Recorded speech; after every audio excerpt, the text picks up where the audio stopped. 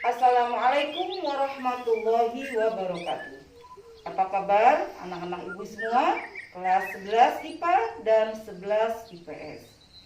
Alhamdulillah pada kesempatan pagi ini kita masih diberikan kesehatan lahir dan batin, sehingga kita masih dapat melaksanakan kegiatan belajar mengajar seperti biasa. Jangan lupa diklik link absen yang telah ibu kirim pada grup WA kalian masing-masing. Dan tetap kita laksanakan 3M. Memakai masker, mencuci tangan, dan menjaga jarak. Demi lancarnya kegiatan belajar mengajar kita dan kesehatan kita, marilah sama-sama kita berdoa terlebih dahulu dengan membacakan Ummul Quran. A'udzubillahi minasyaitonirrajim. Bismillahirrahmanirrahim. Alhamdulillahirabbil alamin, arrahmanirrahim, maliki yaumiddin. Iyyaka na'budu wa iyyaka nasta'in. Ihdinas siratal mustaqim. Siratal ladzina an'amta 'alaihim ghairil maghdubi 'alaihim waladdallin. Amin ya rabbal alamin. Jangan lupa kirimkan emot jempol kalian pada WA group atau pada link YouTube yang ibu kirim. Pada kesempatan ini kita akan bahas materi tentang prinsip dan praktik ekonomi dalam Islam. Pada pembelajaran ini kita akan bahas 2 KD, yaitu KD 3.10 yaitu tentang menelaah prinsip dan praktek ekonomi dalam Islam. Yang kedua, KD 4.10 yaitu mempresentasikan prinsip dan praktek ekonomi dalam Islam. Tujuan pembelajaran hari ini, di akhir pembelajaran kalian diharapkan yang pertama mampu menelaah dan yang kedua mampu mempresentasikan prinsip dan praktek ekonomi dalam Islam. Pada pembelajaran minggu lalu kita membahas tentang iman kepada Rasul-Rasul Allah. Maka kita lanjutkan dengan materi berikutnya, yaitu bahasan tentang prinsip dan praktek ekonomi dalam Islam. Sebagai pembuka, kita lakukan literasi membaca, yaitu bacaan Quran surat Al-Mutaffifin ayat 1 sampai 10. Pada kesempatan ini akan dibacakan oleh perwakilan siswa dari kelas 11 IPS. A'udzu billahi minasy syaithanir rajim. Bismillahirrahmanirrahim. Wailul lil mutaffifin alladzina idza iktalu 'alan nasi yastawfun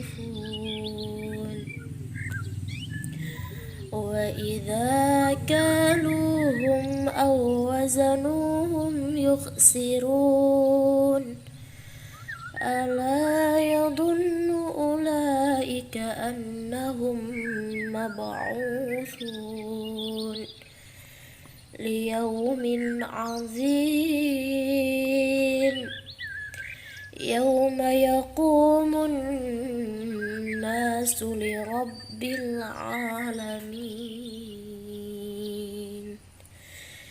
Kalla inna kitabal fujjari lafi sijjin wa ma adraka ma sijjin kitabum marqum wailu yawma idzil lil mukadzibin. Shadaqallahul azim. Baik, kita lanjutkan dengan materi, yaitu yang pertama, pengertian ekonomi Islam. Ekonomi Islam dalam bahasa Arab disebut dengan istilah al-mu'amalah al madiyah, yang artinya aturan-aturan pergaulan dan hubungan manusia mengenai hidupnya. Selanjutnya, prinsip ekonomi. Prinsip ekonomi Islam didasarkan atas 5 nilai universal. Yang pertama, tauhid atau keimanan, al-adl, keadilan, nubuwah, kenabian, khilafah, pemerintahan, dan ma'ad, hasil. Bahasan ekonomi Islam itu diantaranya jual beli, khiyar, riba, hutang piutang, sewa menyewa, syirkah, perbankan syariah, dan asuransi syariah. Kita bahas yang pertama, yaitu jual beli. Pengertian jual beli dalam bahasa Arab adalah maqabalatun syai' bisyai', yang artinya tukar menukar sesuatu dengan sesuatu yang lain. Sedangkan menurut syara, jual beli adalah memindahkan hak milik dengan milik yang lain berdasarkan persetujuan dan hitungan materi. Adapun dalil nakli atau dasar hukum jual beli dijelaskan dalam Al-Quran surat Al-Baqarah ayat 275 yang berbunyi, A'udzubillahi minasyaitonirrajim, bismillahirrahmanirrahim. Wa ahallallahu bai'a wa harrama riba. Allah menghalalkan jual beli dan mengharamkan riba. Dalam jual beli ada rukun-rukunnya. Yang pertama, rukun penjual dan pembeli. Yang kedua, barang yang diperjualbelikan. Yang ketiga, alat tukar menukarnya atau uang. Yang keempat, ijab qabul. Jadi ada 4 rukun jual beli. Di antara 4 rukun tersebut ada syarat-syaratnya. Yang pertama, si penjual dan pembeli harus berakal sehat. Orang yang gangguan jiwa, yang tidak sehat akalnya, maka tidak sah jual belinya. Yang kedua, memiliki kemampuan untuk memilih. Yang ketiga, atas kehendak sendiri. Jadi jual belinya tidak ada paksaan dari siapapun dan dari pihak manapun. Yang kedua, barang yang dijual juga harus memiliki syarat. Yang pertama, harus suci dan baik. Yang kedua, bermanfaat. Yang ketiga, milik orang yang melakukan akad, artinya milik sendiri. Yang keempat, mampu diserah terimakan, artinya barangnya ada. Yang kelima, mengetahui status barang yang baik atau buruk. Yang keenam, barang tersebut dapat diterima oleh pihak yang melakukannya. Yang ketiga, alat tukar menukar jual beli. Nah, sekarang ini alat tukar menukarnya berupa uang. Dan yang keempat, rukunnya adalah ijab qabul. Artinya serah terima antara si penjual dan si pembeli. Misalnya, saya beli kain ini dengan harga segini. Saya terima kain ini dengan harga segini. Baik, yang kedua adalah khiyar. Pengertian khiyar adalah boleh memilih antara dua, meneruskan akad atau mengurungkan atau menarik kembali, tidak jadi jual belinya. Itu khiyar. Khiyar ada 3 jenisnya.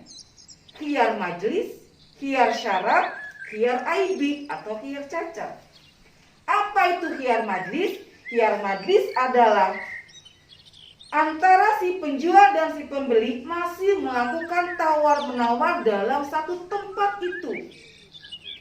Misalkan jual belinya di pasar, maka keduanya masih ada di pasar.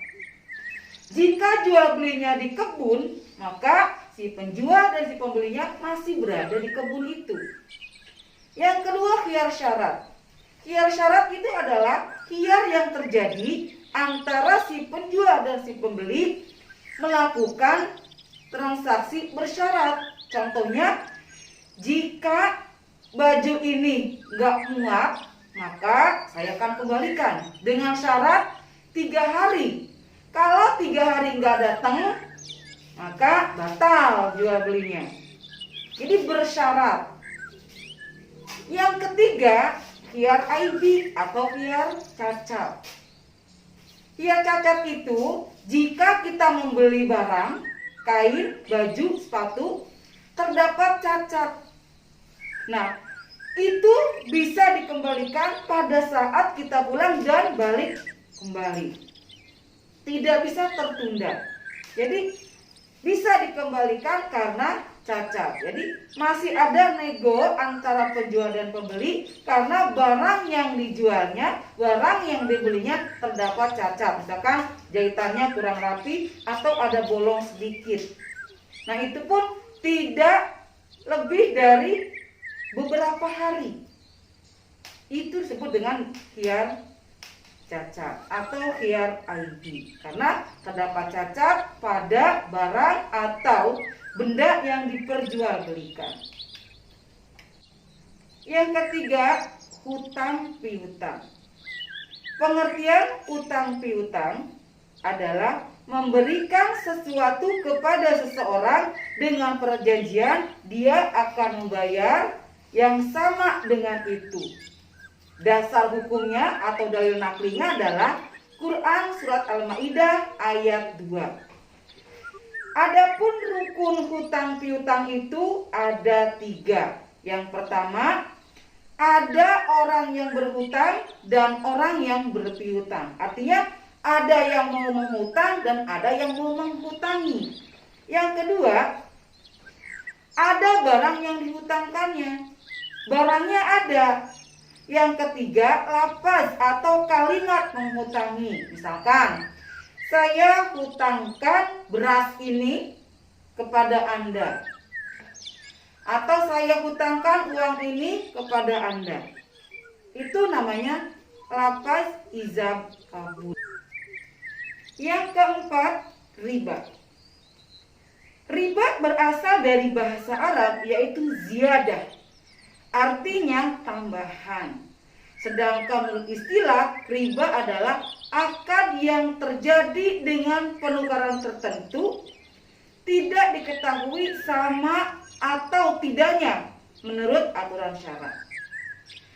Dasar hukum atau dalil nakli tentang riba dijelaskan dalam Quran surat Ali Imran ayat 130 yang berbunyi, Bismillahirrahmanirrahim. Ya ayyuhalladzina amanu la ta'kulur riba ad'afan mudha'afah wattaqullaha la'allakum tuflihun. Yang artinya, wahai orang-orang yang beriman, janganlah kamu memakan riba dengan berlipat ganda dan bertakwalah kepada Allah agar kamu beruntung. Riba dan macam-macamnya. Macam-macam riba itu ada 4 jenisnya. Yang pertama riba fadli, yang kedua riba kordi, yang ketiga riba nasy'ah, yang keempat riba yadi. Riba fadli adalah menukarkan 2 barang yang sejenis dengan tidak sama. Contohnya, menukarkan 2 gram emas ditukar dengan 2,5 gram emas. Jadi berbeda gramannya, berbeda timbangannya. Yang kedua riba kordi, yaitu utang dengan syarat ada keuntungan bagi yang memberikan utang. Contohnya, si Adi meminjam uang 100.000 kepada si Bowo. Kemudian saat Adi mengembalikan uang kepada si Bowo harus lebih. Adi pinjam 100 harus mengembalikan 120. Itu ada kelebihan. Nah, itu disebut dengan riba kordi. Yang ketiga, riba nasy'ah, yaitu tambahan yang disyaratkan dari orang yang menghutangi sebagai imbalan atau penanggungan atau penundaan. Misalnya, si A meminjam uang 100.000 kepada si B dengan perjanjian waktu 1 bulan. Setelah jatuh tempo, si B belum juga mengembalikannya, maka si B harus membayar 150. Itu contoh riba nasi'ah. Yang keempat, riba yadi, yaitu riba dengan sebab berpisah dari tempat akad jual beli sebelum serah terima antara penjual dan pembeli. Misalnya, seorang membeli 1 ton kacang hijau, setelah dibayar si penjual langsung pergi. Sedangkan kacang hijaunya belum ditimbang apakah sudah pas atau masih kurang ukurannya. Maka si penjual langsung pergi. Sedangkan kacang hijaunya belum ditimbang apakah pas atau kurang ukurannya. Yang kelima adalah sewa menyewa. Sewa menyewa atau ijarah adalah jenis akad untuk mengambil manfaat dengan kompensasi. Manfaat di sini berupa manfaat atas barang. Misalnya, rumah yang dikontrakkan, mobil yang direntalkan. Pihak pemilik yang menyewakan manfaat sesuatu disebut dengan muajir. Adapun yang menyewakan disebut mustajir. Sesuatu yang diambil manfaatnya disebut dengan ma'jur. Sedangkan jasa yang diberikan sebagai imbalan atas manfaat tersebut disebut ujrah.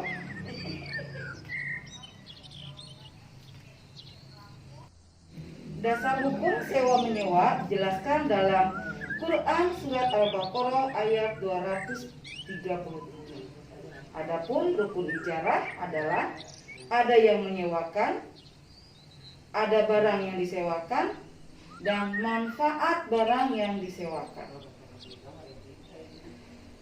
Syarat sah sewa menyewa adalah sebuah akad sewa menyewa dinyatakan sah jika memenuhi syarat sebagai berikut. Yang pertama, kedua belah pihak rela. Apabila ada salah satu pihak dipaksa melakukan akadnya, maka akadnya tidak sah. Yang kedua, mengetahui manfaat barang tersebut. Yang ketiga, barang yang menjadi objeknya akad dapat diserah terimakan. Yang keempat, barang dapat diserah terimakan termasuk manfaat yang dapat digunakan penyewa. Yang kelima, manfaat barang tersebut status hukumnya mubah, bukan termasuk yang diharamkan. Yang keenam adalah syirkah. Pengertian syirkah menurut bahasa adalah ikhtilat atau berbau. Adapun menurut istilah syar'i, syirkah adalah perserikatan antara dua orang atau lebih yang didorong oleh kesadaran untuk meraih keuntungan. Adapun dalil naqli atau dasar hukum syirkah dijelaskan dalam Quran surat Shad ayat 24. Rukun syirkah ada 3. Yang pertama silgot atau lapan akad. Yang kedua orang yang berserikat. Yang ketiga adalah modal atau pokok yang disepakati. Syarat syirkah yang pertama sigot atau lapan.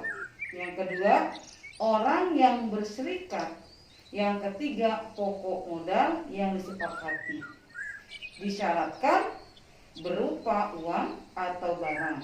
Yang kedua, modal hendaknya dapat digabungkan sebelum akad. Yang ketiga, modal tidak harus sama, tetapi menurut kemufakatan orang yang berserikat. Macam-macam syirkah. Yang pertama, syirkah imam. Yang kedua, syirkah wujud. Yang ketiga, syirkah abdan. Dan yang keempat, syirkah mufawadah. Yang ketujuh, perbankan syariah. Yang dimaksud dengan perbankan syariah adalah segala sesuatu yang menyangkut tentang bank syariah dan unit usaha syariah yang mencakup kelembagaan, kegiatan usaha, serta tata cara dan proses dalam melaksanakan kegiatan usahanya. Bank syariah adalah bank yang menjalankan usahanya berdasarkan prinsip syariah dan menurut jenisnya, serta terdiri atas bank umum syariah. Berikut adalah perbedaan antara bank syariah dan bank konvensional. Unsur akad dan aspek legalitas bank syariah, hukum Islam dan hukum positif, sedangkan bank konvensional hanya hukum positif.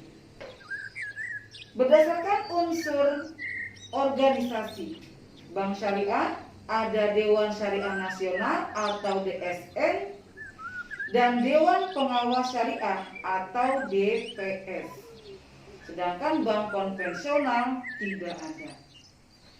Unsur investasi bank syariah itu halal, sedangkan bank konvensional halal dan haram. Unsur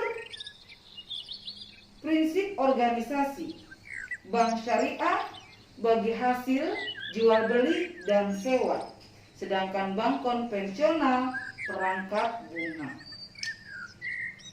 Tujuan bank syariah profit dan falah oriented, sedangkan bank konvensional profit oriented. Nah, demikianlah kegiatan pembelajaran kita pada hari ini, yaitu tentang prinsip ekonomi dan praktik ekonomi Islam. Sebagaimana Ibu sampaikan di awal tadi, setelah pembelajaran ini, kalian diharapkan mampu menelaah dan mempresentasikan prinsip ekonomi dalam Islam. Nah, untuk itu silakan kalian kirimkan hasil presentasi kalian melalui WA group atau bisa juga japri. Boleh juga kalian kirim via voice note. Setelah silakan kalian cari cara yang paling mudah menurut kalian. Untuk pertemuan berikutnya bisa kita laksanakan evaluasi tertulis materi tentang prinsip dan praktek ekonomi Islam. Baiklah anak-anak sekalian, kegiatan hari ini kita akhiri dengan membacakan doa. Bismillahirrahmanirrahim. Allahumma anfa'na bima 'allamtana wa 'allimna ma yanfa'una. Rabbi zidna ilman warzuqna fahman. Bi rahmatika ya arhamar rahimin. Amin ya rabbal alamin. Semoga ada manfaatnya pertemuan kita pada kesempatan hari ini. Kurang lebih yang mohon maaf. Billahi taufiq wal hidayah. Wassalamualaikum warahmatullahi wabarakatuh.